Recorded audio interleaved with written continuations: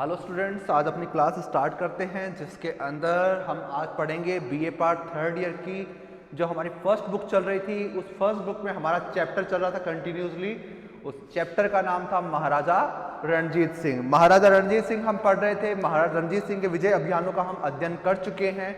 महाराजा रणजीत सिंह जो कि पंजाब क्षेत्र के राजा थे, उनका हमने पढ़ लिया है कि महाराजा रणजीत सिंह कब शासक बनते हैं, उन्होंने क्या क्या किया है, उन्होंने कहाँ कहाँ पर विजय अभियान किए, ये सब हम कर चुके हैं अब तक। अब हमारा उनके प्रशासन से भी डिस्कशन हो चुका है कि उनका प्रशासन कैसा था, एडमिनिस्ट्रेशन कैसा है, तो वो भी हम कर चुके हैं। अब जो हमारा नेक्स्ट डिस्कशन है वो है कि जो महाराजा रणजीत सिंह हैं, उन महाराजा रणजीत सिंह ने जो एक ऐसा एम्पायर क्रिएट किया था जो कि सिख मिसलों से जोड़कर बनाया गया, क्या उनके उत्तराधिकारी उस एम्पायर को कंटिन्यू रख पाए? पूछने वाली बात तो यही है ना कि आखिरकार कोई तो क्रिएटर है। महाराजा रणजीत सिंह तो एक क्रिएटर है, उन्होंने क्रिएट किया है, उन्होंने सिख डायनेस्टी क्रिएट की है, तो वो तो क्रिएटर हो गए, फाउंडर हो गए, पर उस चीज का यूज आगे के लोगों ने किया है या नहीं किया है, ये पूछने वाली बात है।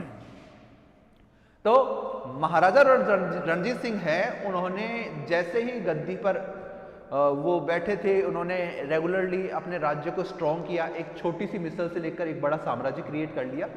पर हुआ यह है कि जैसे ही उनकी मृत्यु हुई, मृत्यु होने के बाद में उनकी जो गद्दी है, उनका जो क्षेत्र है, वहां पर उनका कोई योग्य उत्तराधिकारी नहीं रह पाया। ठीक है, वहां पर उनका कोई योग्य उत्तराधिकारी नहीं रह पाया। क्यों नहीं रह पाया? क्योंकि जो उत्तराधिकारी है वो मुख्य तौर पे एक दूसरे में ही उलझे हुए थे। जो महाराजा रणजीत सिंह के जो भी उत्तराधिकारी थे वो आपस में उलझे हुए हैं। महाराजा रणजीत सिंह के बारे में तो यहाँ तक कहा जाता है कि उनके पुत्र, कौन सा उनका पुत्र है और कौन सा नहीं, ये कहा भी नहीं जा सकता। इतिहासकारों ने तो इतने गंभीर आरोप लगाए हैं महाराजा रणजीत सिंह के संतानों पर कि वह उनकी वैद्य संतान है भी या नहीं है। तो इसके भी आरोप लगे हुए कि उनकी रियल यानी बाय बर्थ वो अगर डीएनए के अकॉर्डिंग देखा जाए तो वो महाराजा रणजीत सिंह के बेटे थे या नहीं थे, इसके ऊपर भी आरोप लगाए जाते हैं। परंतु क्या है, भारतीय इतिहासकार इस पर ज़्यादा ध्यान नहीं देते क्योंकि ये बातें कल्पनाशील ज़्यादा है। क्योंकि कई बार ऐसी चीज़ें हुई हैं, जैसे अगर हम बात करें इंडियन हिस्ट्री की, तो आपने सेकेंड ईयर में पढ़ा था कि जो याकूत है उसका संबंध रजिया सुल्तान के साथ में था, पर वो कोई साबित कर नहीं सकता उससे उस चीज़ को। तो इसी तरीके से महाराजा रणजीत सिंह के ऊपर भी आरोप लगाए जाते हैं कि उनकी जो संतानें वो उनकी थी नहीं, है ना। उनके कुछ संतानें तो उनकी थी परंतु कुछ संतानें उनकी नहीं थी। उनकी बहुत सी रानियां थी, बहुत सी रानियों के साथ उन्होंने वैवाहिक किया, क्योंकि बहुत से मित्र बने थे उनके, तो उन्होंने बहुत से क्षेत्रों के साथ में वैवाहिक संबंध बनाकर अपने राज्य को सुदृढ़ करने के लिए काम किया था। तो महाराजा रणजीत सिंह जो है वो इतने योग्य व्यक्ति थे कि उन्होंने यानी एक अच्छा साम्राज्य क्रिएट कर लिया था उन्होंने। पर जैसे ही उनकी मृत्यु हुई, यानी उनकी जो मृत्यु है वो यानी जो होती है वो होती है जून 1839 में। जून 1839 रणजीत सिंह की मृत्यु हो जाती है।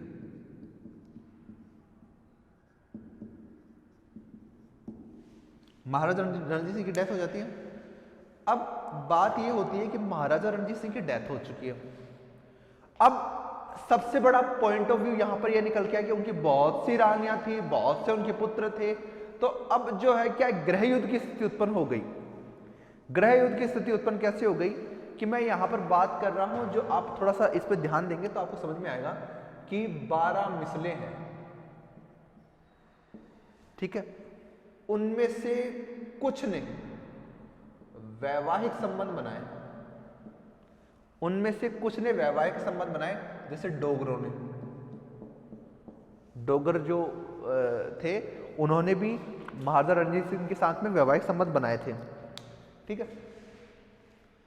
अब क्या है कि 12 मिसलों के अलग अलग है। अब इन मिसलों में वर्चस्व की बात है। इनमें से एक मिसल तो खुद रणजीत सिंह की है, ठीक है, एक मिसल तो खुद रणजीत सिंह की तो है ही, बाकी बची जो 11 मिसलें, ठीक है। अब इन 11 मिसलों में से कुछ ने क्या है, रणजीत सिंह से वैवाहिक संबंध बना लिए। अब उनमें से ये अगर होड़ मच गई रणजीत सिंह की मृत्यु के बाद में कि कौन उत्तराधिकारी बनेगा, कौन उत्तराधिकारी बनेगा, क्यों?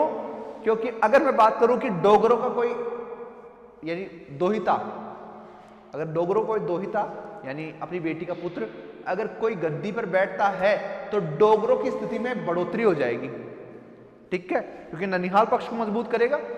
तो इस तरीके से जो मिसले हैं वो आपस में ये यानी महाराजा रणजीत सिंह की मृत्यु से पूर्व ही ये गठबंधन चलने लग गया था लोगों के बीच में कि हमें गद्दी के लिए किसे नामित करना है। क्यों? क्योंकि इसलिए नामित करना था क्योंकि ये लोग चाहते थे कि जो राजा है वो उनके कंट्रोल में रहे, उनका प्रभाव बढ़े। तो वह सिख राज्य में अपनी स्थिति को सुदृढ़ करने के लिए गृह युद्ध की स्थिति उत्पन्न कर दी उन्होंने, भाइयों भाइयों में लड़ाई करवा दी उन्होंने। तो इससे क्या है कि जो अब दूसरी बात, यहां पर केवल भाइयों भाइयों में लड़ाई नहीं हो रही, सिख मिसलों के सरदारों के बीच में लड़ाई नहीं हो रही। इससे क्या है कि जो महाराजा रणजीत सिंह के जो अंदर हरम है या फिर हम बात कर सकते हैं उनका जो घर है उसमें औरतें भी एक दूसरे के लिए साजिश करने लग गई।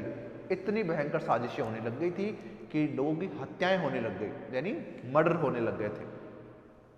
तो महाराजा रणजीत सिंह की जैसे मृत्यु हुई उसके बाद में जो शासन है वो बिगड़ने शुरू हो गए।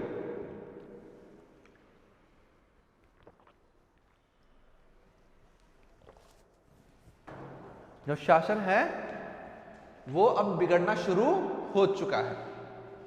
एग्जाम्पल के तौर पे आप समझता कैसे कि अब मुझे ये चीज बताइए कि जो सारे के सारे 11 मिसलें हैं वो किस चीज पे तवज्जो दे रही है, राजा कौन बैठेगा, इस चीज पे नहीं कि राजा की यानी कोई एक ही व्यक्ति है कि दूसरा व्यक्ति अपने स्वार्थ के लिए राज्य में स्थिति खराब कर रहा है, अव्यवस्था उत्पन्न कर रहा है, उस पर लोगों ने ध्यान नहीं दिया। इससे क्या राज्य में अव्यवस्थाएं फैल गई।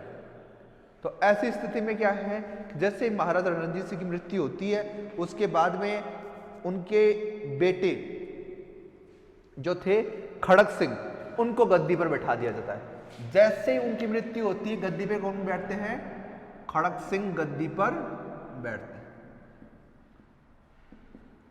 अब लोगों ने सोचो कि अमीरों ने विरोध भी नहीं किया इसका, अमीरों ने विरोध नहीं किया इसका खास तौर से, क्यों? क्योंकि नशेड़ी है। नशेड़ी कैसे है, ये जो खड़क सिंह है इन्हें अफीम का बड़ा शौक था, ये अफीम बहुत मात्रा में खाते थे, यानी अफीम के नशे में ये एनी टाइम रहते थे। तो इनको नशे की लत थी।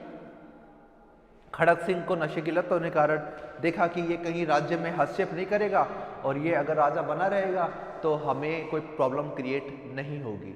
तो प्रॉब्लम क्रिएट ना होने के लिए उन्होंने इस चीज को नियुक्त कर दिया कि खड़क सिंह नियुक्त रहेगा तो हमारा ही लाभ है। अब जैसे खड़क सिंह को नियुक्त हुआ तो उसके बाद में अब खड़क सिंह को जब राजा बनाना था तो खड़क सिंह को राजा बनाने में जो सबसे बड़ा योगदान है वो किसने किया, ध्यान सिंह ने। जो ध्यान सिंह था उसने बहुत हेल्प की थी खड़क सिंह को गद्दी पे बैठाने पे। तो इसी कारण क्या है, जब खड़क सिंह गद्दी पे बैठा तो ध्यान सिंह को वजीर बना दिया गया। वजीर मतलब प्रधानमंत्री, ठीक है। राजा के बाद में जो सबसे शक्तिशाली पद होता है वो वजीर का होता है। तो खड़क सिंह जैसे ही गद्दी पर बैठे थे उन्होंने ध्यान सिंह को अपना वजीर बना दिया। अब ध्यान सिंह ने हेल्प की थी क्योंकि खड़क सिंह को गद्दी पर बैठाना था, तो हेल्प की थी। तो उनको ये लगा कि ये मेरा यानी कर्जा उतारा है, तो वह अपनी जो सत्ता है, खड़क सिंह तो सही तरीके से चला नहीं पा रहे थे।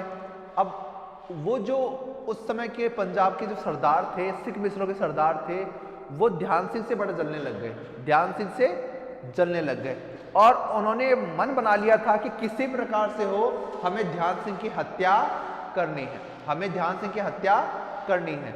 और जब तक ध्यान सिंह है तब तक खड़क सिंह को गद्दी से नहीं उतारा जा सकता। जब तक ध्यान सिंह है तब तक गद्दी से नहीं उतार सकते खड़क सिंह को।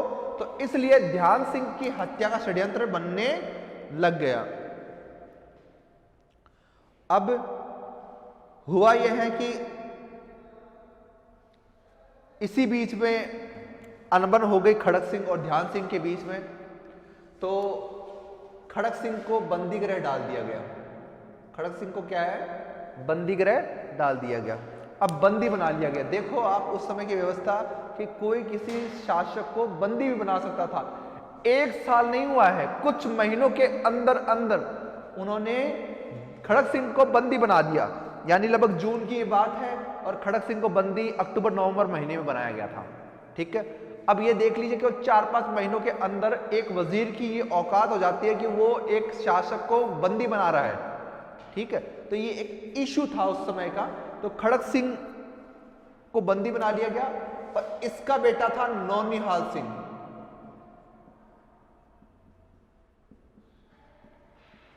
खड़क सिंह का ही बेटा था नौनिहाल सिंह। अभी वो अल्पवयस्क था, मतलब ये प्रॉपर्ली यानी कह सकते हो कि किशोरावस्था के समथिंग था, तो उसको गद्दी पर बैठा दिया गया। नौनिहाल सिंह को गद्दी पे बैठा दिया। बाप क्या है, जेल में है और बेटा गद्दी पर राज कर रहा है। उस समय की स्थिति है लाहौर दरबार की, जो कि रणजीत सिंह ने सिख और खालसा राज्य स्थापित किया था। उस समय सिख राज्य की स्थिति है कि उन्होंने किस तरीके से शासन करवाया है। नौनिहाल सिंह गद्दी पर बैठते हैं, काफी समय तक चलते रहते हैं। अब इसी बीच में थोड़े समय बाद में जेल में ही खड़क सिंह को मरवा दिया जाता है। थोड़े समय होता है और खड़क सिंह को बिल्कुल साफ तरीके से उनको मरवा दिया जाता है, जेल में मरवाया जाता है। और उनकी जेल में हत्या 1840 में होती है।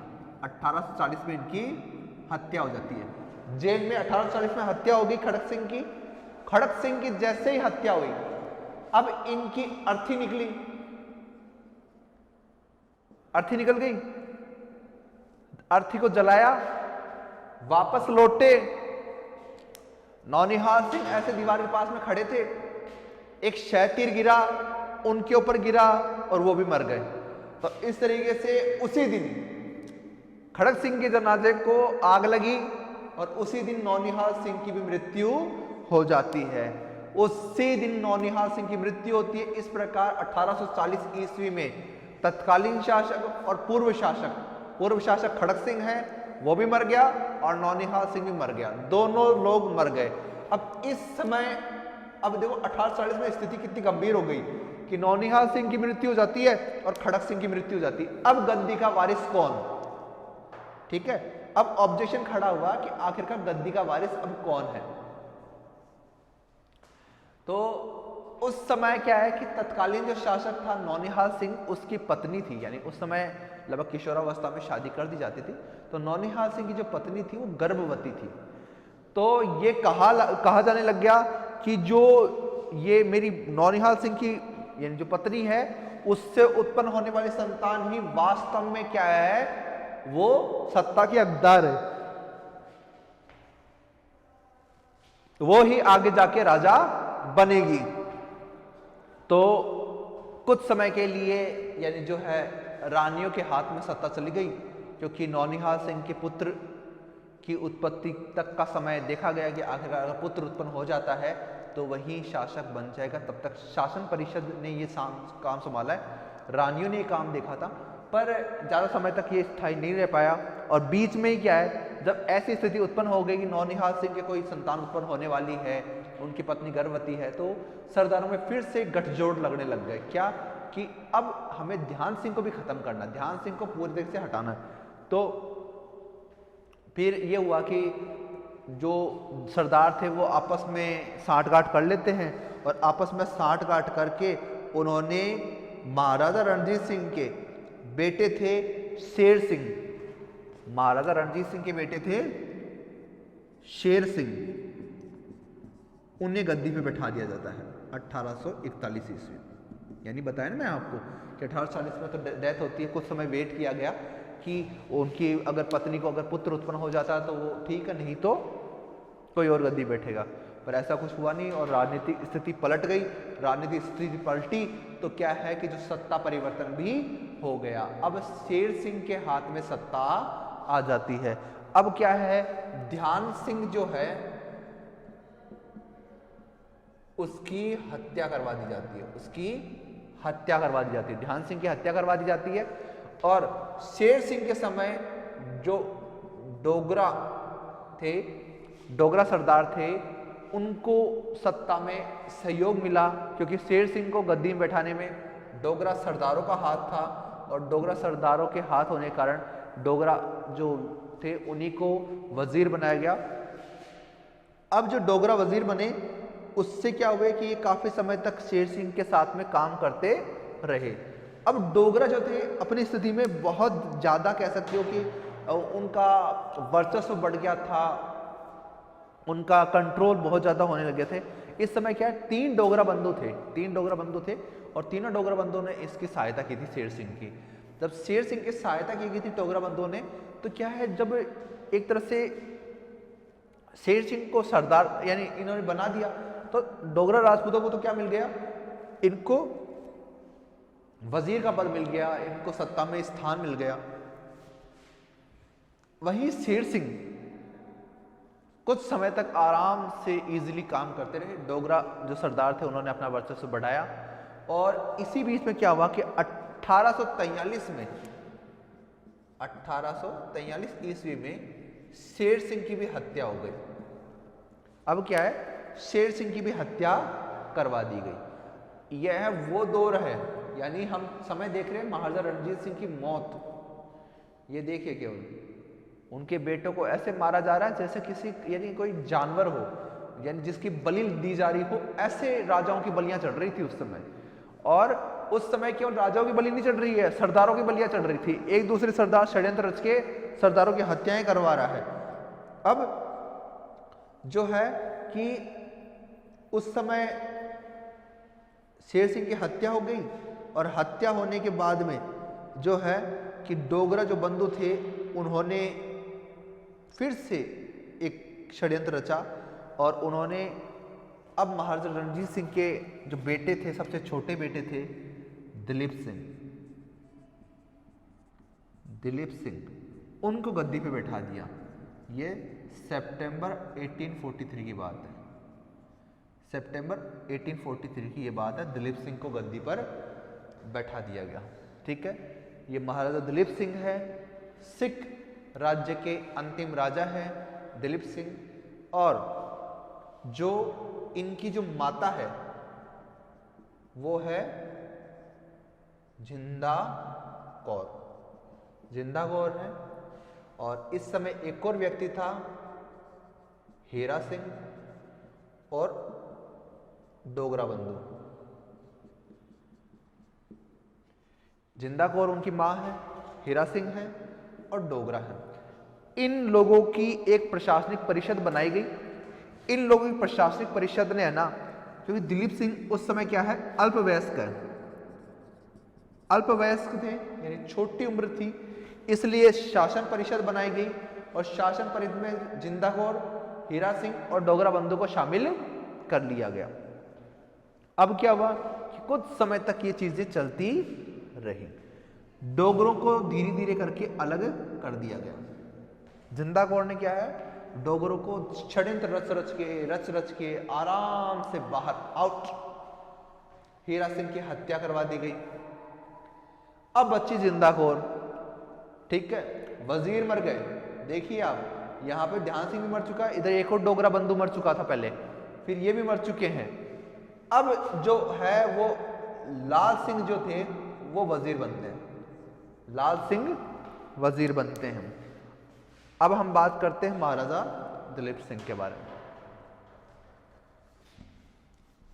ये उत्तराधिकारी थे, ऐसे उत्तराधिकारी हमें, यानी अगर भारत के इतिहास को अगर अच्छे तरीके से छान लेना, अच्छे से अगर मंथन करें, तो आप ये 100% पाएंगे कि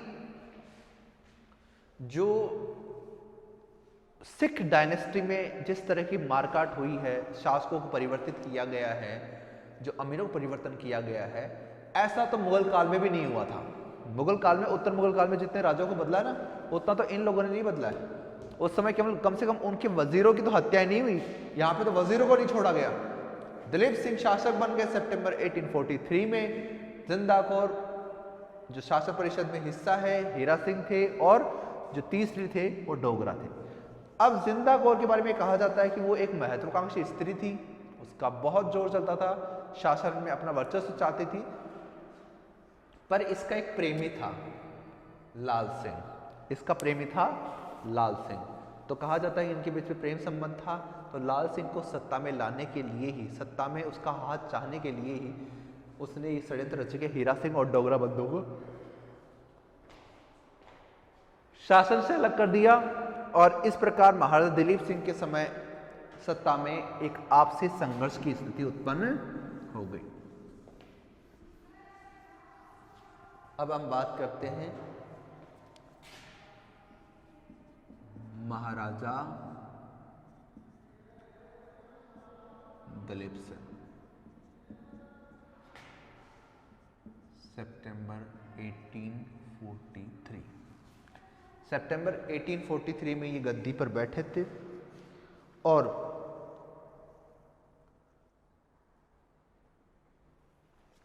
इनका 1849 तक का शासनकाल रहा। ठीक है, महाराजा दिलीप सिंह जो हैं वो सितंबर 1843 में गद्दी पर बैठे थे, और 1849 में उनको गद्दी से हटा दिया गया था, और इस प्रकार यही समय है जिस समय सिख राज्य का अंत भी हो जाता है। दिलीप सिंह की माता का नाम है जिंदा कौर। ठीक है, शासन परिषद जो है, शासन परिषद के अंदर जिंदा कौर है प्लस हीरा सिंह है प्लस डोगराज थे। ठीक है, डोगरा शासन परिषद में शामिल थे, हीरा सिंह थे और जिंदा कौर थी। इन लोगों ने मिलकर क्या है, एक शासन परिषद गठित की, जो कि महाराजा दिलीप सिंह जब तक यानी वयस्क नहीं हो जाते तब तक उनका काम देखने का काम इन्होंने किया था।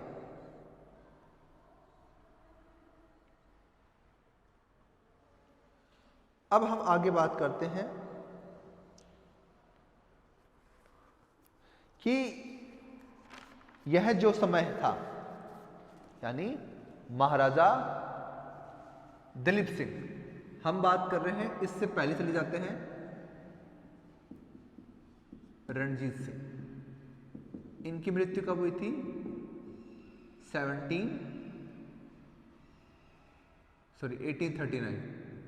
1839 में मौत हो गई इनकी।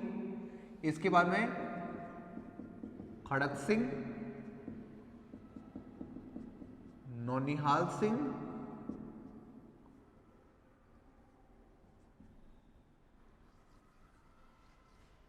इधर कर लेते हैं,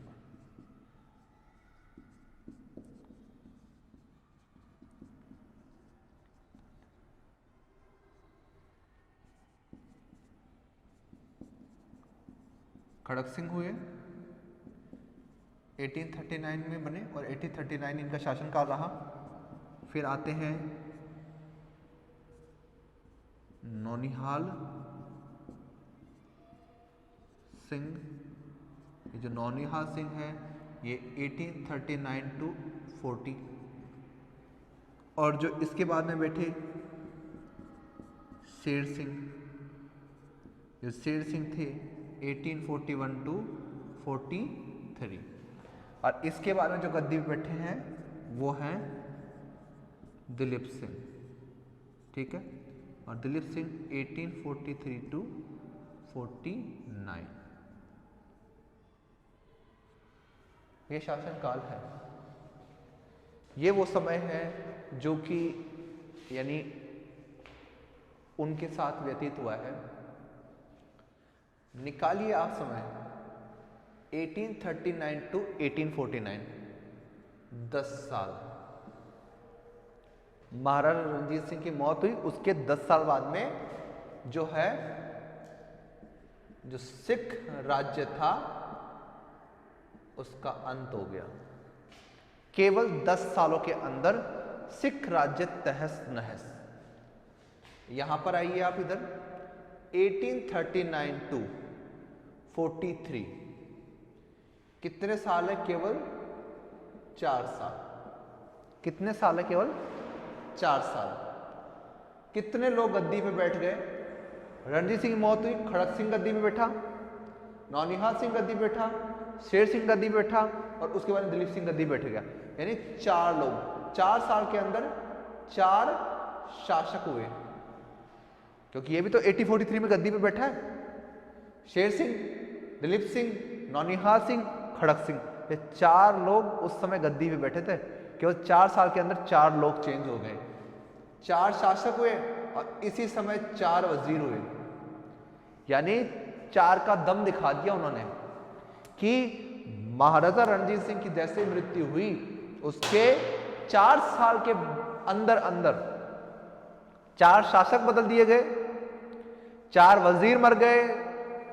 अब उनमें से अब जाके किसका शासन काल आया? दिलीप सिंह का काल आया और कुछ समय रहा और इनका भी अंत हो जाता है। केवल 6 वर्ष का शासनकाल इनका है और इन्हीं 6 वर्षों के अंदर अंदर व्यवस्था इतनी ज्यादा बिगड़ जाती है कि सत्ता बिल्कुल ही खत्म कर दी जाती है। अंग्रेजों के हाथ में सिख राज्य चला जाता है, पंजाब पर सिखों का आधिपत्य स्थापित हो जाता है। तो ये महाराजा रणजीत सिंह के समय से देखिए जो एक विशाल साम्राज्य उन्होंने क्रिएट किया, अंग्रेजों से संधि की बराबर की, और उस शासक के पुत्र ऐसे निकले जिन्होंने सत्ता को पूर्ण रूप से समाप्त कर दिया। यहाँ पे हम पुत्रों की योग्यता की बात ही नहीं कर रहे हैं, परंतु देखा जाए तो इनमें कम से कम इतनी बात तो होनी चाहिए थी कि यह सरदारों के ऊपर अंकुश लगा सके और सरदारों को कंट्रोल कर सके, परंतु ऐसा कुछ नहीं हुआ। सरदार मनमानी करते रहे, शासक और वजीर मरते रहे और आखिरकार क्या है, जो पंजाब का जो राज्य था वो अंग्रेजों के हाथ में चला जाता है। महाराजा दिलीप सिंह इस समय के सबसे अंतिम शासक माने जाते हैं और उनका यानी उनकी जीवित रहते हुए ही जो है पंजाब का राज्य है वो अंग्रेजी सत्ता अपने अधीन कर लेती है। लॉर्ड डलहौजी थे उस समय यहाँ के भारत के वायसराय, गवर्नर जनरल जो थे वो यहाँ के कौन थे? डलहौजी थे। डलहौजी ने साफ कहा कि अब पंजाब का राज्य अंग्रेजी शासन के अधीन है। तो अब हम जो इसमें शुरू कर रहे हैं वो कर रहे हैं एंग्लो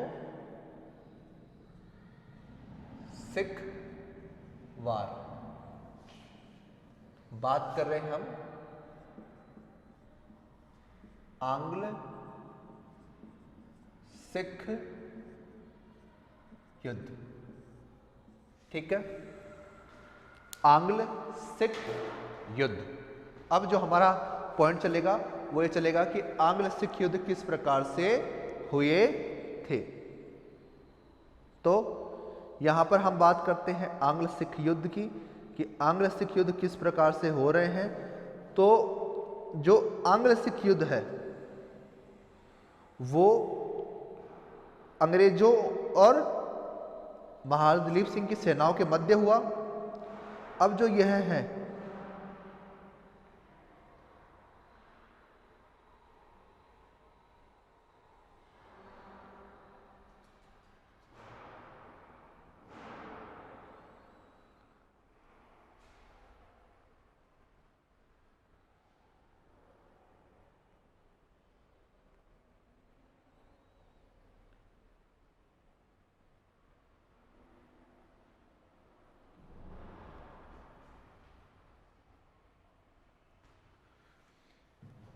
अब हम डिस्कशन करते हैं आंग्ल सिख युद्ध के बारे में कि आंग्ल सिख युद्ध किस प्रकार से हुआ है।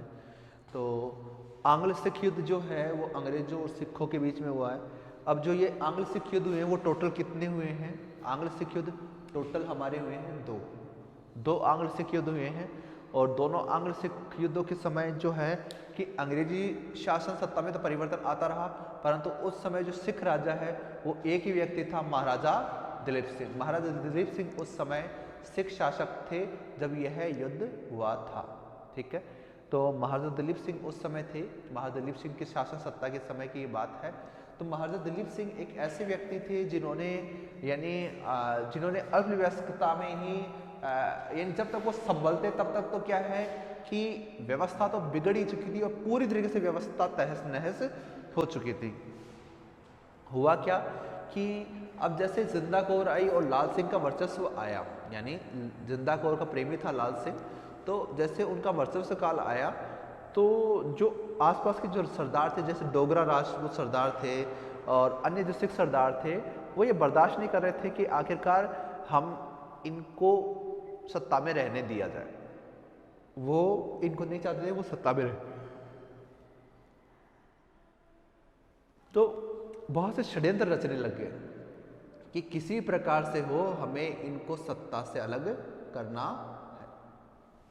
ठीक है, तो वह चाहते थे कि किसी प्रकार से यह जो सरदार वगैरह है तो इनका शासन ना रहे, इनके शासन का अंत हो जाए, दिलीप सिंह को गद्दी से हटा दिया जाए, शासन पे कंट्रोल अन्य सिख मिसलों के सरदार चाहते थे। परंतु जब ये षड्यंत्र रच रहे थे तो उन्होंने यह देखा कि अब उस समय उन्होंने जो है कि थोड़ा थोड़ा अपना गुट बनाना शुरू कर दिया। एक तो कुछ गुट के ऐसे लोग हो गए जो जिंदा कौर के पक्ष में थे और दूसरे कुछ गुट के थे जो उनके विरोधी पक्ष के थे। तो दोनों गुटों के बीच में संघर्ष की स्थिति चलती रहती थी, आसपास में झड़प होती रहती थी। अब जिंदा कौर क्या है कि वो षड्यंत्र रच के क्या है कि जो उसके विरोधी पक्ष के सरदार थे उन्हें वहां से हटा देती है। ठीक है, कि जैसे कश्मीर में विद्रोह हुआ तो कश्मीर में जैसे विद्रोह हुआ तो उसने जिस कश्मीर का दायित्व सौंपा हुआ सरदार था उसका विरोधी था, तो उन्होंने क्या है कश्मीर का विद्रोह का बहाना बनाकर उन्होंने उन्हें वहां से हटा दिया। तो बहुत से ऐसे मामले हुए कि छोटी छोटी बातों को लेकर उन्होंने सरदारों को उनके पद से हटाना, उन पर कंट्रोल करना, ऐसे काम जिंदा कौर कर रही थी। पर इसी समय ऐसा हुआ कि ना जो सत्ता में थोड़ी सी हलचल होना शुरू हो जाती है। ये हलचल इसलिए होती है क्योंकि जो सत्ता है वो किसी एक कठोर व्यक्ति के हाथ में नहीं थी, एक बच्चे के हाथ में थी और बच्चे को आप जैसा चाहे वैसा वो करता है और कम से कम और किसी की नहीं करता पर अपनी माँ की तो जरूर कर लेता है। तो जिंदा कौर उस समय की एक कुशल कूटनीतिज्ञ मानी जाती है। उन्होंने अपनी चालबाजी के कारण क्या है दिलीप सिंह को अपने कंट्रोल में कर रखा था, संरक्षक बनी हुई थी वह है उनकी, और इस प्रकार क्या है कि शासन में थोड़ा सा चेंजेस होना शुरू हो जाता है। इसके आगे की बात करते हैं कि अब जो ये आंग्ल सिख युद्ध हुए हैं इनके कारण क्या है। हम पहली चीज ये पढ़ रहे हैं कि आंग्ल सिख युद्ध हुए तो उनके कारण क्या थे।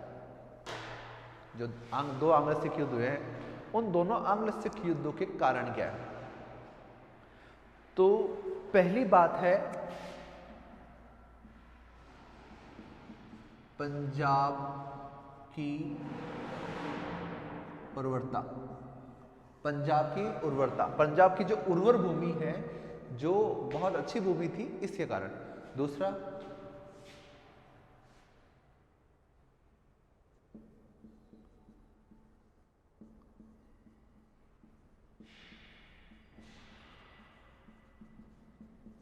अंग्रेजी राज्य का विस्तार। तीसरा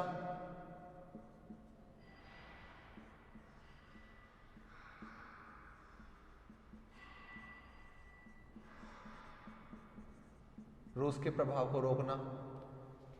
चौथा जो है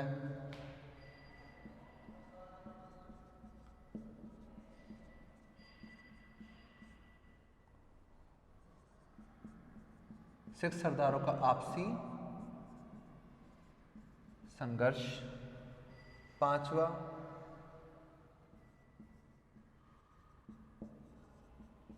जिंदा कौर का व्यक्तित्व। छठा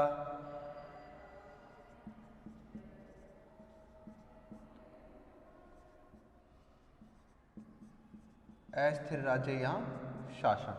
ये 6 कारण थे। इन 6 कारणों पे हम डिस्कशन कर लेते हैं। पहला जो कारण बताया जाता है वो बताया जाता है कि पंजाब जो क्षेत्र है वो इतना उर्वर क्षेत्र था, ये तो किसी को बताने की आवश्यकता ही नहीं होती क्योंकि 5 नदियों का समूह वहां से होकर निकल रहा है। कौन कौन सी है? रावी, चेनाब, झेलम, व्यास, सतलज। 5 नदियां हैं, रावी, चेनाब, झेलम, व्यास, सतलज, ठीक है, सिंधु, एक और नदी है। तो यह नदियां हैं जो कि वहां से होके गुजर रही है। 5 नदियों वाला क्षेत्र, सिंधु नदी का भी क्षेत्र उनके अंतर्गत आ रहा है।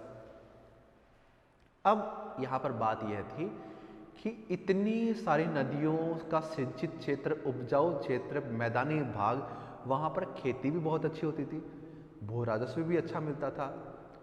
तो यहाँ पर अंग्रेजों को जो चीज़ लग रही थी कि पंजाब जैसा संपन्न क्षेत्र जो कि उपजाऊ क्षेत्र है, इतनी नदियाँ तो बांग्लादेश और बंगाल में नहीं है जितनी बढ़िया नदियाँ यहाँ पर है पंजाब में। तो वहाँ पर अंग्रेजों का मन मोड़ रखा था उन्होंने कि आखिरकार हमें अगर ये प्रदेश मिल जाए तो हमें भू राजस्व अच्छा मिलेगा, हमें धन की प्राप्ति अच्छी होगी, इतना उर्वर क्षेत्र हमें मिलेगा। तो प्रत्येक व्यक्ति इस पर बड़ी अच्छी नज़र रखता था कि आखिरकार पंजाब का क्षेत्र उनके हाथ में होना चाहिए। और आज भी देखा जाए तो पंजाब का क्षेत्र काफ़ी उर्वर है, तो उर्वरता के कारण लोग वहाँ पर ज़्यादा रहना पसंद करते थे, उससे धन धान्य अच्छे मिलते थे। तो अंग्रेजों की पंजाब की उर्वरता पर नज़र थी कि ऐसा उर्वर प्रदेश हमारे पास होना चाहिए, इससे हमें व्यापारिक लाभ होगा, हमें आर्थिक लाभ होगा। दूसरा जो है वो कारण था कि अंग्रेजी राज्य विस्तार की नीति। उनका क्या है कि जो लोग आए वो ये देखते थे कि हम भारत पर जितना ज़्यादा कंट्रोल कर सकें, जितना हमारा विस्तार होगा उतना ज़्यादा हमारा व्यापार बढ़ेगा, और जितना ज़्यादा हमारा व्यापार बढ़ेगा उतना हमारा आर्थिक लाभ होगा, और हमारा जो देश है ब्रिटेन वो और ज़्यादा सशक्त हो जाएगा। तो जो अंग्रेजी जितने भी लोग यहाँ पे थे उनके मन में हमेशा बात ये रहती थी कि हमें अपने राज्य का विस्तार करना है। अब वह भारत में रहकर भारत पर कंट्रोल करना चाहते थे, और इसी कंट्रोल रखने के कारण उन्होंने क्या है कि यह अभियान वगैरह किए थे। तो इसी कारण उन्होंने बंगाल पर विजय अभियान किए हैं, मैसूर में किए हैं, पंजाब में किए हैं। कारण तो यही था क्योंकि वह इस क्षेत्र को अपने हाथ में रखना चाहते थे, अपने कंट्रोल में वो रखना चाहते थे। तो वो अपने कंट्रोल में क्यों रखना चाहते हैं? क्योंकि आखिरकार जो प्रॉब्लम्स हैं वो इस चीज़ पे थी कि जो जितना उनका राज्य विस्तृत होगा, अगर कोई विरोधी उनका पड़ोसी, अगर पड़ोसी जो राज्य अगर वो उसका विरोधी नहीं होगा, तो एक ये कंट्रोल होगा कि उनके पास में कि वह अपनी आत्मसंतुष्टि के साथ में वहाँ पर शासन कर सकते, व्यापार कर सकते, और व्यापार के लिए उन्हें किसी और पर चीज़ पर निर्भर नहीं होना पड़ेगा। और जो कुछ चीज़ें हैं, खाद्यान्न हुए, कपास हुआ, जो सूती वस्त्र है, तो उसमें बहुत ज़्यादा योगदान दे रहा था पंजाब का क्षेत्र। तो वो चाहते थे कि हमारा व्यापारिक लाभ भी इससे हो जाएगा और हमारे राज्य का विस्तार भी हो जाएगा। तो इस चीज़ के कारण भी उन्होंने पंजाब पर आक्रमण करने की सोची। अब तीसरा कारण है रूस के प्रभाव को रोकना। अब क्या है कि जो रूस है उसके प्रभाव को रोकना भी बहुत आवश्यक हो गया था। रूस का क्या है कि बहुत ज़्यादा वर्चस्व उस समय था, यूरोपीय देश उससे आतंकित थे। यूरोपीय देश जो है वह रूस से आतंकित थे, रूस से वह बड़ा डरते थे उस समय। तो इसी डर के कारण उन्होंने क्या किया कि उन्होंने एक ऐसा काम किया कि वो आप कैसे भी हो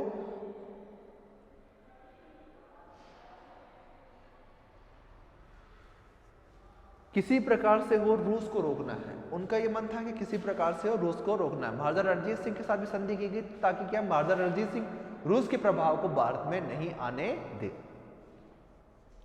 तो उस समय समथिंग शायद नेपोलियन का जो प्रभाव था वो ज़्यादा था, तो उनका ये मानना था कि रूस के प्रभाव को हमारे जो व्यापारिक देश है उनमें नहीं होना चाहिए, उनका प्रभाव, उसका कोई हस्तक्षेप, किसी प्रकार का कंट्रोल हमारे व्यापारिक देशों के साथ नहीं होना चाहिए।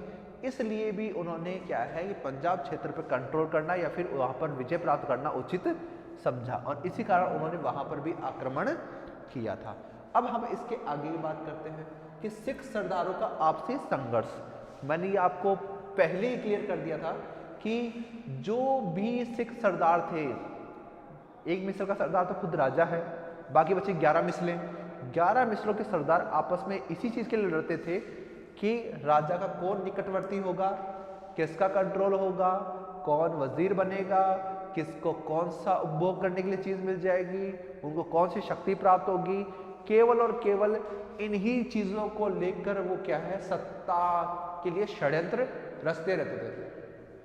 सत्ता के लिए षड्यंत्र रच रहे हैं। और इसी कारण क्या है कि जो व्यवस्था है वो बहुत ज्यादा बिगड़ गई, इतनी ज्यादा बिगड़ गई थी कि मैंने आपको बताया ना कि 4 साल के अंदर 4 शासक मार दिए गए, 4 शासक मर चुके हैं, जिनमें रणजीत सिंह भी शामिल है। रणजीत सिंह मर गया, खड़क सिंह मर गया, जो नौनिहाल सिंह है वो मर गए, शेर सिंह मर गए, 4 लोग ये मर चुके हैं। 5वां जो गद्दी पे बैठा हुआ ना दिलीप सिंह बैठा है। तो ठीक है, अब 4 साल के अंदर अंदर शासक 4 चेंज हुए हैं, फिर 4 वजीर भी बदल गए। 4 वजीरों की हत्याएं हो चुकी थी उस समय तक। 4 वजीर कम नहीं होते हैं इतने वजीरों की हत्याएं। हमने देखा था कि सत्ता में परिवर्तन के लिए क्या है, अगर अमीर वर्ग लड़ते भी थे तो क्या है कि शासक को मार देते थे, शासक की हत्या होती थी, परंतु वजीरों की हत्याएं कभी नहीं सुनी थी। तो अब क्या है कि आंग्ल सिख युद्धों में हम ये देखते हैं कि इन वजीरों की, इन सरदारों की आपसी फूट का फायदा अंग्रेजों ने उठाया। आपसी फूट का फायदा किसने? अंग्रेजों ने उठा लिया। अब जो सिख सरदार है वो केवल अपने आपको कृपा पात्र बनाने के लिए, राजा के पास समीप रहने के लिए, इन चीजों के लिए वो प्रयास कर रहे थे।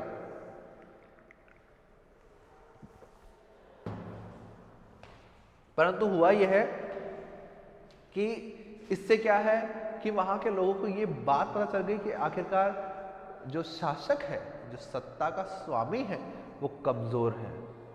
ठीक है, जो शासक है, सत्ता का स्वामी है, वो एक कमजोर व्यक्ति है, उसको उसकी हत्याएं हो सकती है।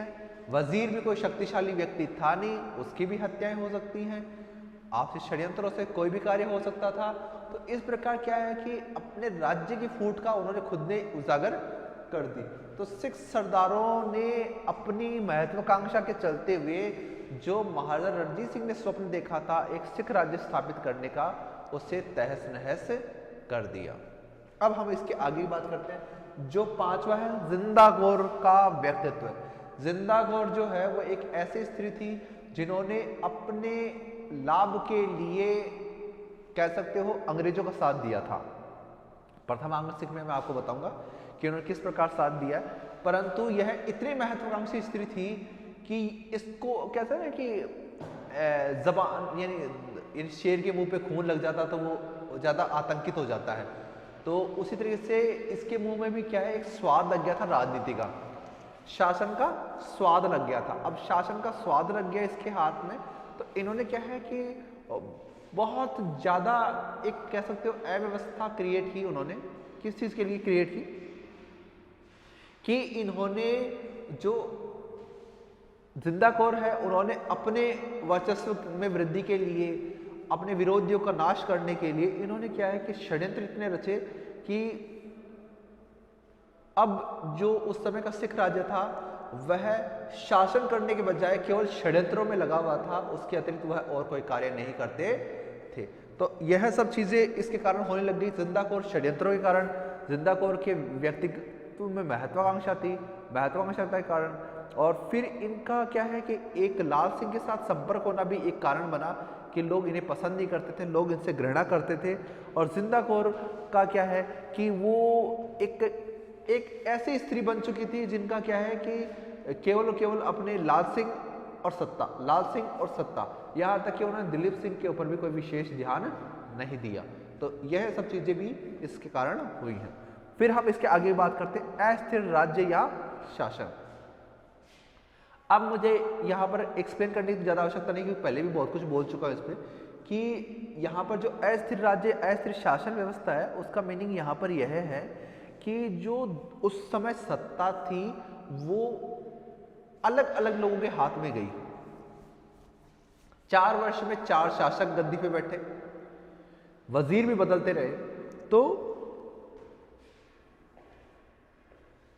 आखिरकार हुआ यह है कि अब यह जो मैं आपको एक्सप्लेन करता हूं कैसे। अगर खड़क सिंह गद्दी पे बैठे हैं, खड़क सिंह को 5 महीने हुए गद्दी पे बैठे, उसे जेल में डाल दिया गया।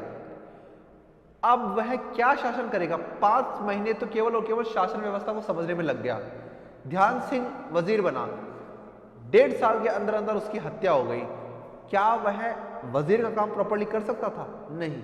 तो एक ऐसी व्यवस्था थी कि जो भी अगर कोई गद्दी बैठा, खड़क सिंह बैठा, नौनिहाल सिंह गद्दी बैठा, कोई भी व्यक्ति गद्दी बैठा, तो उसको तो कुछ समय तो शासन व्यवस्था को समझने के लिए लग जाता है। फिर शासन व्यवस्था को समझने के बाद में उसमें वो अपने अनुसार कुछ फेरबदल भी करता है, क्या पसंद आए क्या पसंद ना आए वो फेरबदल भी होते हैं, उसको क्रियान्वयन में समय लगता है। तो एक तरह से क्या कहें कि शासकों को जिस प्रकार से परिवर्तित किया गया, तो कोई भी शासक उस समय इस स्थिति में था नहीं कि वह शासन व्यवस्था को स्थिरता प्रदान कर सके। और महाराजा रणजीत सिंह का ज्यादातर समय क्या है, सिख मिसलों को एकजुट करने में लग गया, आसपास के क्षेत्रों में विजय करने में लग गया। और उन्होंने काफी कुछ अपना प्रशासन क्रिएट कर लिया था, पर फिर भी उस प्रशासन का व्यवस्थित क्रियान्वयन नहीं हो रहा था। अब क्या है, सिख मिसलों के सरदार अपने अपने आप में स्वतंत्र बन गए, अपने अपने मनमानियां करने लग गए, क्योंकि उन्हें तो पता था ना कि आखिरकार कौन सा शासक किसके लिए आप स्वामी भक्त हैं। खड़ग सिंह के प्रति स्वामी भक्ति दिखाई, उसके प्रति काम करने शुरू हुए आप लोग, चाहे आपको नहीं पसंद था, वापस आपको रूटीन में लाया गया। रूटीन में लाते ही नौनिहाल सिंह गद्दी में बैठ गया, नौनिहाल सिंह जैसे रूटीन में आए शेर सिंह गद्दी पे बैठ गया, शेर सिंह जैसे गद्दी पे आए दिलीप सिंह बैठ गया। तो आखिर क्या है, अब वो देख रहे थे कि सत्ता तो परिवर्तित तो होती रहती है, हमें तो अपने हिसाब से काम करना चाहिए। तो जो सिख सरदार थे वो भी अपने हिसाब से काम करने लग गए और सिख मिसले अपने आप में मनमानियां करने शुरू हो गई। तो एक अस्थिर राज्य और एक अस्थिर शासन व्यवस्था के कारण क्या है कि यह उनके पतन का कारण बनी और आगे जाके आंग्ल सिख युद्ध हुए। अब एक दो कारण और मैं आपको एक्सप्लेन कर देता हूं जो बहुत यानी जरूरी है। सातवां जो कारण है वो है अमृतसर संधि का भंग होना। अब मैं आपको बता चुका हूं पहले भी कि अमृतसर की संधि 1809 ईस्वी में महाराजा रणजीत सिंह और अंग्रेजों के मध्य हुई थी। अब यह जो संधि हुई है, व्यवस्था कहां बदली है कि यह संधि क्या हुई थी कि सतलज नदी को पार करके आप ना आक्रमण नहीं करेंगे, सतलज नदी को पार करके आप वहां पर हस्तक्षेप नहीं करेंगे। सतलज नदी बॉर्डर है, इसको क्रॉस करोगे, आप वैसे क्रॉस करना चाहते हो कर सकते हो, परंतु आप किसी पर आक्रमण नहीं कर सकते। सतलज नदी को उन्होंने बाउंड्री बना दी, सही है, लोग मानते भी थे उस समय। पर आखिरकार हुआ यह है कि अंग्रेज अपनी सेना लेकर दिल्ली से रवाना हो गए, सतलज नदी के पास में बैठ गए। अब वो देख रहे हैं, अब वो वेट क्या कर रहे हैं कि हम तो यानी काफी कुछ समय वेट करो, ऐसा माहौल बना दो कि वही लोग चढ़कर हम पे आक्रमण कर दें।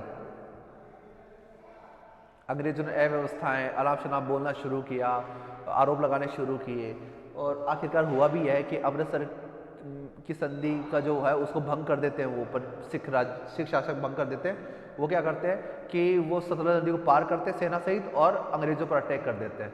तो इससे क्या है कि वो सिख जो संधि थी वो भंग मानी जाती है और यह भी आरोप लगाया जाता है कि अमृतसर की संधि भंग हुई थी, इसी कारण क्या है अंग्रेजों ने आंग्ल सिख युद्ध किए थे। पर ऐसा कुछ नहीं था, क्योंकि इससे पहले ही हो चुका था। 1839 से लेकर जो हम बात करते हैं आगे तक 1843 तक का, वहाँ तक आप देखेंगे कि अंग्रेजों के लेटर्स से मिल रहे हैं कि अब सिख राज्य एकांत है, सिख राज्य में ऐसा चल रहा है, हमें आक्रमण करना चाहिए, हमें आक्रमण करना चाहिए, हमें जीत लेना चाहिए। ये सब बातें उस समय चल रही थी लेटर के थ्रू। तो ये तो आरोप प्रत्यारोप तो लोग लगाते रहते हैं, परंतु अंग्रेज पंजाब राज्य पर विजय प्राप्त करना चाहते थे, इसलिए उन्होंने अटैक किया। सीधी सी बात है, उनका तो कोई अब ये कारण चाहे 7 बताओ, इनमें से सीधी चीज है उनको पंजाब में अंग्रेजी राज्य विस्तार करना था, इसलिए गए। अब जैसे किसी राज्य का विस्तार होता है तो वहां से सीधी बात है कि वहां पर उन्हें आर्थिक लाभ भी होंगे, राजनीतिक लाभ भी होंगे, बहुत सी चीजें मिलती हैं। केवल एक चीज का तो लाभ होता नहीं है, बहुत सी चीजों का लाभ होता है। तो इस प्रकार क्या है कि यह आंग्ल सिख युद्ध के लिए निम्नलिखित कारण उत्तरदायी थे।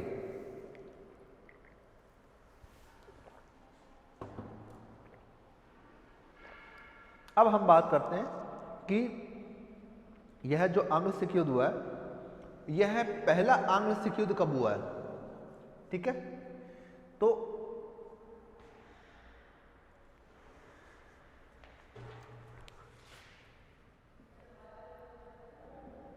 प्रथम आंग्ल सिख युद्ध, इधर मैं लिख देता हूं, द्वितीय आंग्ल सिख युद्ध, ठीक है। प्रथम आंग्ल सिख युद्ध, द्वितीय आंग्ल सिख युद्ध, ये दो ही चीजें हमें पढ़नी है। जो यह प्रथम आंग्ल सिख युद्ध हुआ है, यह भी महाराजा दिलीप सिंह के समय हुआ है। तो 1845 टू 1846 तक ये हुआ है, ठीक है। 1845 से लेके 1846 तक यह युद्ध चला है। यह जो प्रथम आंग्ल सिख युद्ध था, इसका कारण यह था कि ना अंग्रेज किसी प्रकार से हो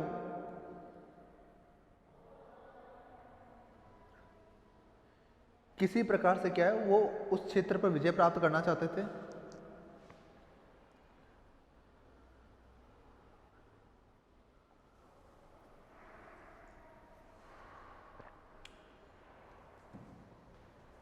अब ये क्या है, जो सिख राज्य पर विजय प्राप्त करना चाहते थे, तो जो सिख राज्य था उसकी उर्वरता और विभिन्न कारणों से कारण वो सिख राज्य पर विजय प्राप्त करना चाहते हैं।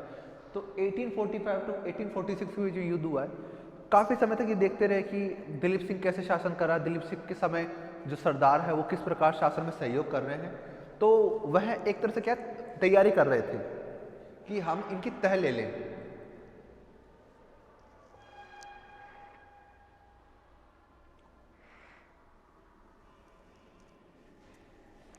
तो तह लेना चाहते थे वो, और इसी कारण क्या है,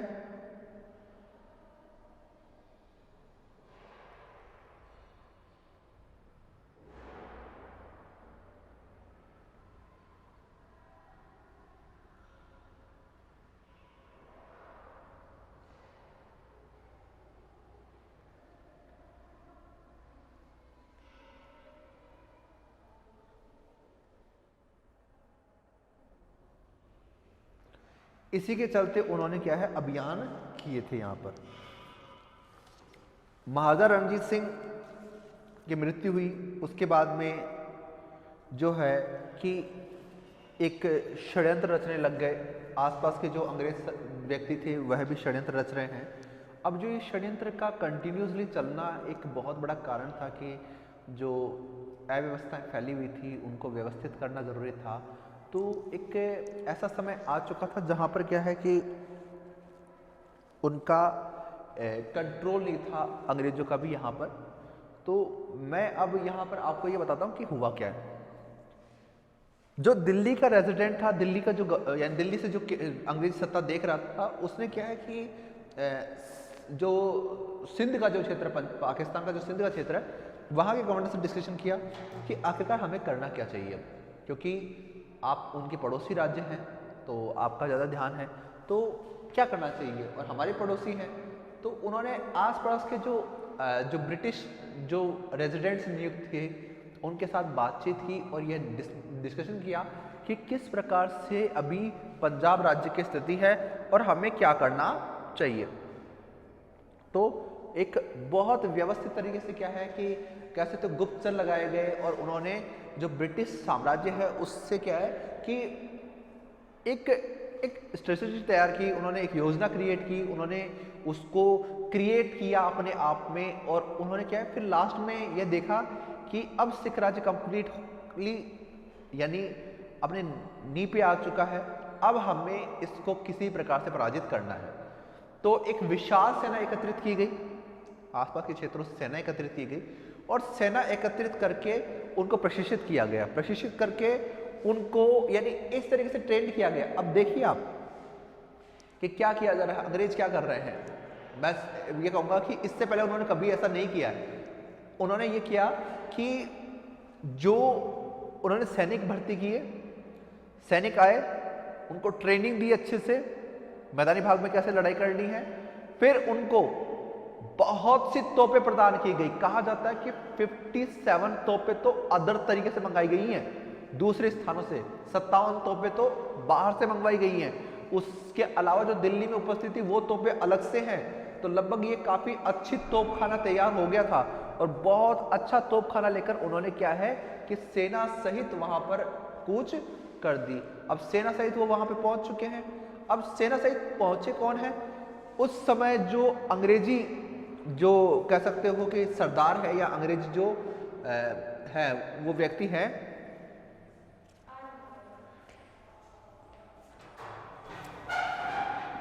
सर हारग्यूव।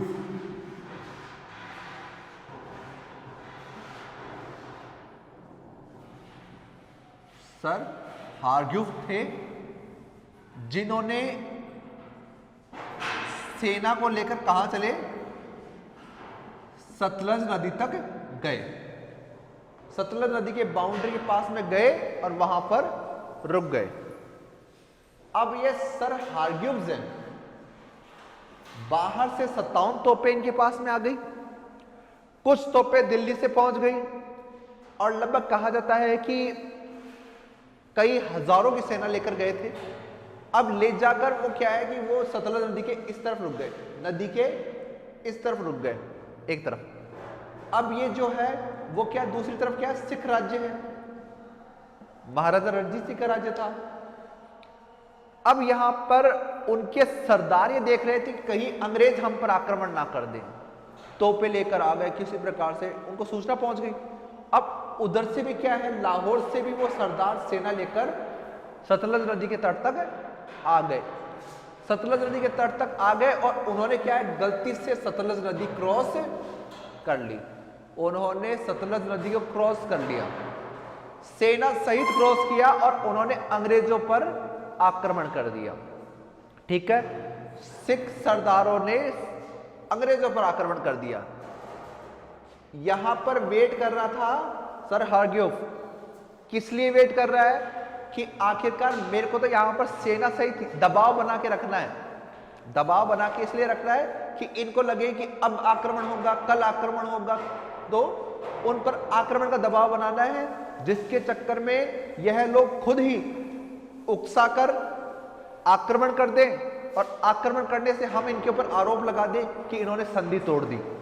ठीक है, तो संधि तोड़ने का आरोप लगाने के लिए उन्होंने क्या है कि सतलज नदी का जो तट है वहां पर सेना लेकर खड़े हो गए थे और उन्होंने क्या है कि एक दबाव बनाया। दबाव बनाने के साथ में उन्होंने कुछ एक तरह से कह सकते हो कि बातचीत भी इस तरह की हुई कि अंग्रेज अपने आप को उत्कृष्ट सिद्ध कर रहे थे और सिखों का अपमान हो रहा था। तो जो सरदार है, आज भी हम किसी सरदार को कहते हैं, कोई भी बात कह देते हैं तो वो क्या है एकदम से उनको क्रोध आ जाता है, बहुत जल्दी वो एग्रेसिव हो जाते हैं। तो इसी कारण से क्या है कि उन सरदारों के कारण ही वह युद्ध की स्थिति उत्पन्न हुई। अब उस समय हरिके और कासूर, हरिके और कैसूर, इनका युद्ध किससे हुआ? हरिके और कासूर। ये दो सिख सरदार थे, ये सेना का नेतृत्व कर रहे थे और इन्होंने सर हारग्यूव के साथ में युद्ध किया था। सर हारग्यूव के साथ इनका युद्ध होता है और इस युद्ध में क्या है कि सिख सरदार आगे बढ़कर आक्रमण करते हैं और कोई इस पर आक्रमण नहीं करता है। तो चीज क्या हुई यहां पर कि यहां पर जो आक्रमणकारी है वो कौन है? वह और व्यक्ति है, न कि जो वहां के अंग्रेज थे वो। सर हारग्यूव ने कोई अटैक नहीं किया है। अटैक किसने किया है? वह अटैक किया है सिख सरदारों ने। अब इससे संधि भंग का आरोप लगा दिया गया कि जो सरदार है उन्होंने हमारी संधि का उल्लंघन किया है। अब उसके बाद में इससे क्या हुआ कि एक मौका मिल गया उन्हें कि आखिरकार आपने हम पर अटैक किया है, आरोप लग गया। अभी तक युद्ध की घोषणा नहीं हुई है, प्रथम आंग्ल सिख युद्ध की घोषणा नहीं हुई है। फिर 13 दिसंबर 1845 में लॉर्ड हार्डिंग वो उस समय के यहाँ के वायसराय थे। ठीक है, वहां पर ये इनके हाथ में है पूरा राज्य। इन्होंने संधि टूटी और इन्होंने युद्ध की घोषणा कर दी। दबाव बनाया, आक्रमण आगे बढ़कर किसने किया? सिखों ने किया और इससे बहाना मिल गया लॉर्ड हार्डिंग को युद्ध की घोषणा करने का और उन्होंने तुरंत युद्ध की घोषणा कर दी। अब इन्होंने युद्ध की घोषणा की, तो इससे क्या है कि अब उन्होंने साफ कहा कि यह आरोप नहीं है, यह सत्य है कि आपने संधि तोड़ी है, आपने संधि तोड़ी है। संधि तोड़ने का आरोप लगा दिया। अब उसके बाद में कहा जाता है कि उनके बाद में उनके 3 प्रमुख अन्य युद्ध हुए, 3 लड़ाइयां हुई,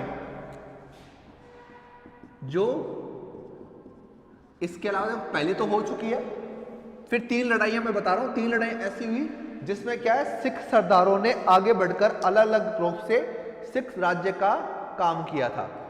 अब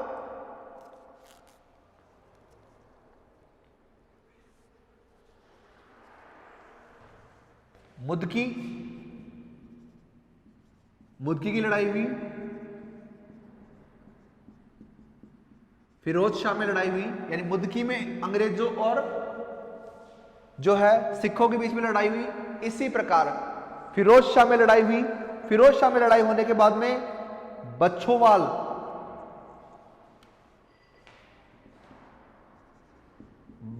में हुआ लड़ाई हो गई।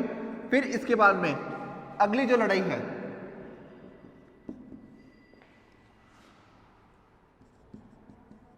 आलीवाल में लड़ाई हुई, ठीक है। ये 1845 की लड़ाइयां हैं, 1845 से 1846, यानी 13 दिसंबर 1845 के बाद से लेकर 1846 के बीच में ये लड़ाइयां हुई है।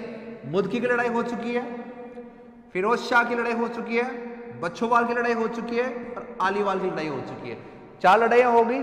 अब 4 लड़ाइयां होने के बाद में फिर 5वीं लड़ाई हुई है सबराओं की। 5वीं लड़ाई हुई है सबराओं की, ठीक है। ये 5 लड़ाइयां प्रमुख लड़ाइयां हैं जो हुई थी।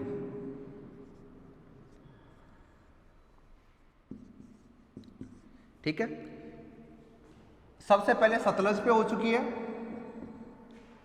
हरिके और कसूर, इन्होंने अटैक किया था सिख सरदारों ने हारगुफ पर। अब उसके बाद में 13 दिसंबर 1845 में हार्डिंग घोषणा कर देता है युद्ध की, और उसके बाद में ये 5 लड़ाइयां होती है अंग्रेजों और सिख सरदारों के बीच में। मुदकी की लड़ाई होती है, फिरोज शाह की लड़ाई होती है, बच्छोवाल की लड़ाई होती है, आलीवाल की लड़ाई होती है, सबराओं की लड़ाई होती है। ये 1846 तक हुई है। यह है दिसंबर 1845 से लेकर 1846 तक यह लड़ाइयां हुई है। केवल और केवल 1 साल के भीतर यह 5 युद्ध सिख सरदारों और क्या है अंग्रेजों के बीच में हुए। अब फिर लास्ट में क्या हुआ कि सबराओं में इनको पराजय मिल गई सरदारों को, तो अब उन्होंने क्या किया, लाहौर की संधि की। कौन सी संधि की? लाहौर की संधि की। कब की? मार्च 1846, ठीक है, 1846, मार्च 1846 में संधि हो रही है, लाहौर की संधि हो रही है। लाहौर की संधि मार्च 1846 ईस्वी में हुई। किस किस के बीच में हुई है? यह हो रही है दिलीप सिंह वर्सेस अंग्रेजों के बीच में हो रही है। अब दिलीप सिंह और अंग्रेजों के बीच में हो रही है। अब यहां पे मैं बात कर रहा हूं दिलीप सिंह की, तो दिलीप सिंह का जो शासन वो कौन संभाल रहा है? प्रशासनिक परिषद संभाल रही है। कौन है प्रशासनिक परिषद में? कौन है? रानी जिंदा कौर है और लाल सिंह है, ये उस समय थे, ठीक है। तो अब जो ये है संधि की गई, लाहौर की संधि। अब ये लाहौर की संधि की शर्तें क्या है? शर्तें क्या है? शर्तें, पहली शर्त तो मित्रता। यह तो उनका सबके लिए कॉमन था कि आप हमारे मित्र हैं, आप पर आक्रमण होगा हम सहायता करेंगे, हम पे आक्रमण हो तो हम आपकी सहायता करेंगे, ठीक है। मित्रता के साथ में रेजिडेंट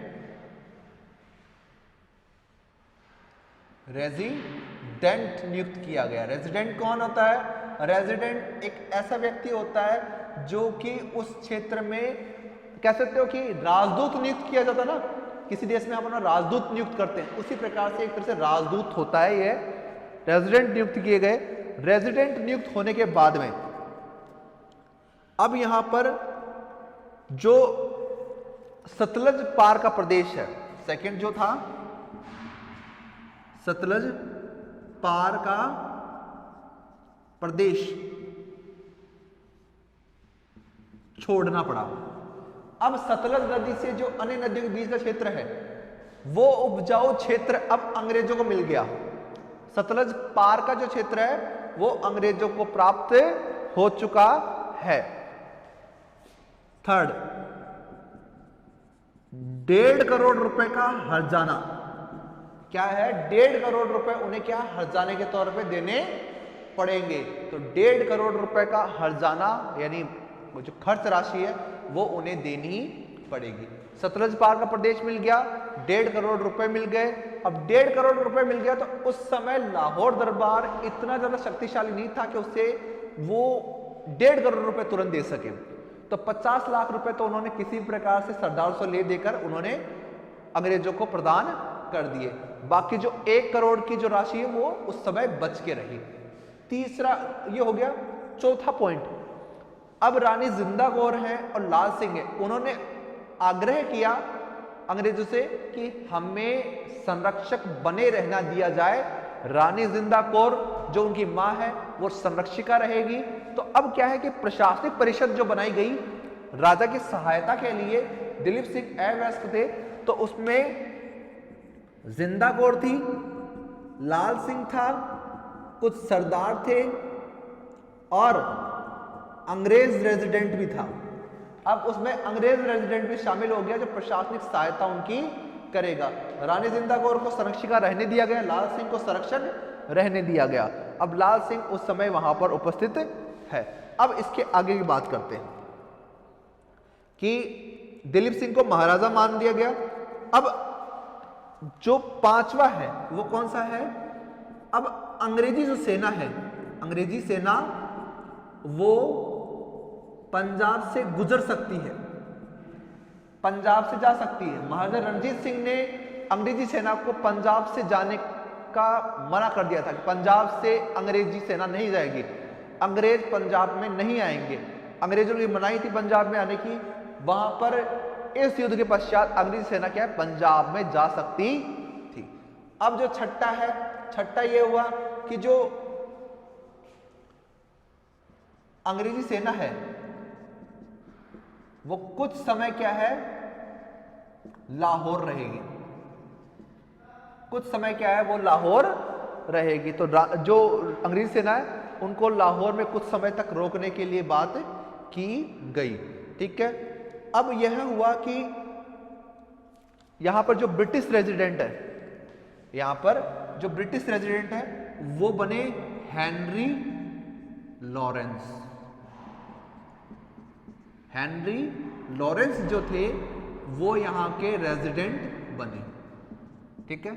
यहां पर ब्रिटिश रेजिडेंट नियुक्त हो जाते हैं हेनरी लॉरेंस और अंग्रेज सेना भी काफी समय तक वहां पर रहती है। अंग्रेज सेना पंजाब से होकर गुजर सकती है। जिंदा कौर, लाल सिंह और जो पंजाब के सरदार थे उनको मिलाकर जो प्रशासनिक परिषद बना दी जाती है। महाराजा दिलीप सिंह को पंजाब का राजा मान लिया जाता है। 1.5 करोड़ रुपए हर्जाने के तौर पे मान लिए जाते हैं। मित्रता के वादे कर दिए जाते हैं। रेजिडेंसी नियुक्त कर दी जाती है। यहाँ पर हेनरी लॉरेंस प्रथम रेजिडेंट है पंजाब के।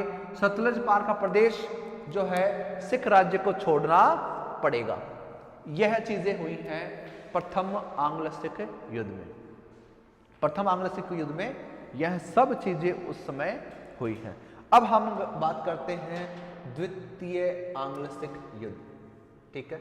द्वितीय आंग्ल सिख युद्ध यह वह युद्ध है जिसमें पंजाब का राज्य अंतिम क्षेत्र में पहुंच जाता है।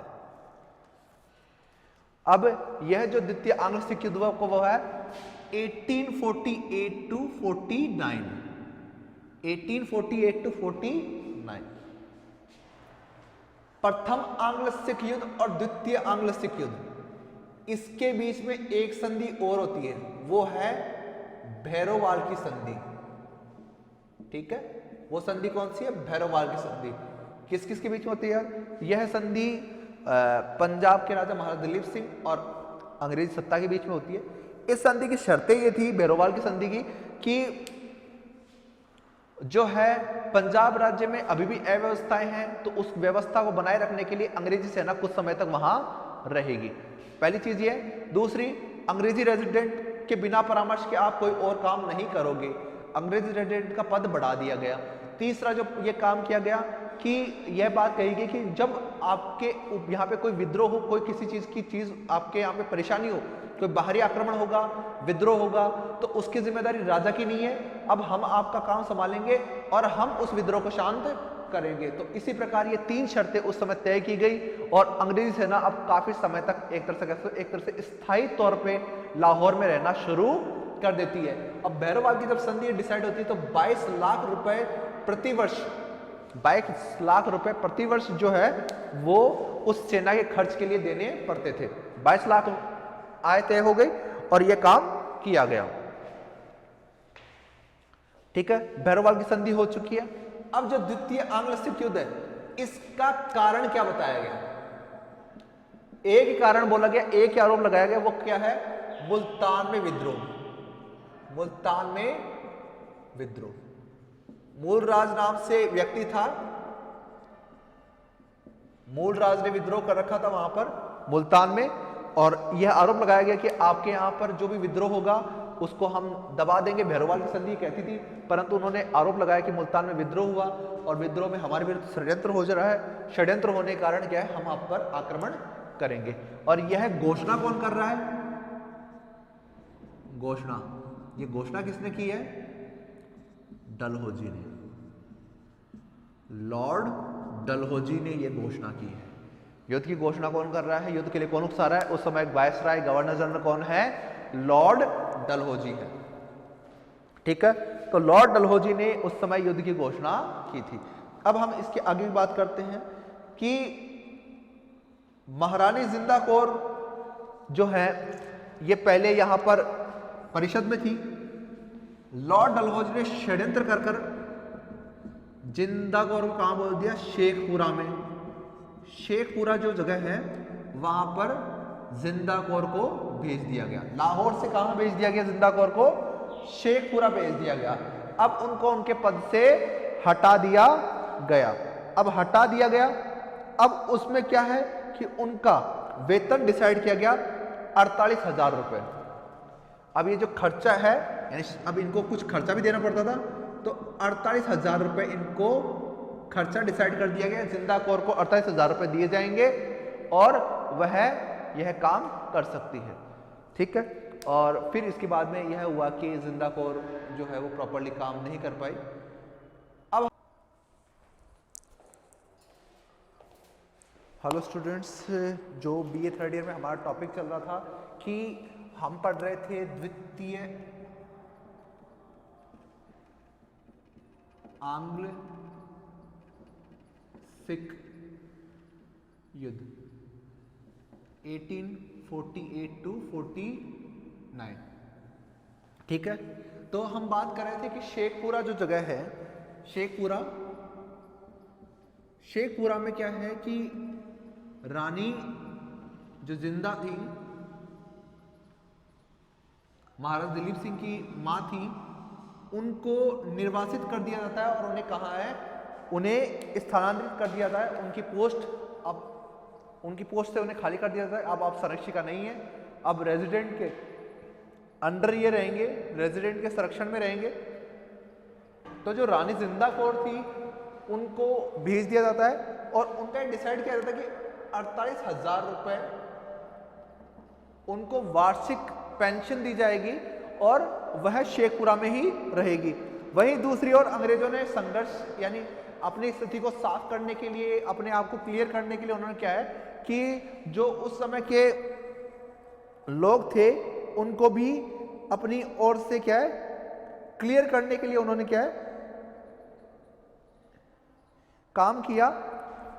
उन्होंने क्या है कि रानी जिंदा के जो प्रेमी थे लाल सिंह, उनको भी निर्वासित कर दिया। निर्वासित करके उनकी हत्या करवा दी गई और अन्य जो सरदार रानी जिंदा के साथ में थे उनको भी परास्त करवा दिया। तो इस प्रकार जिंदा कौर के पक्ष को कमजोर कर दिया गया।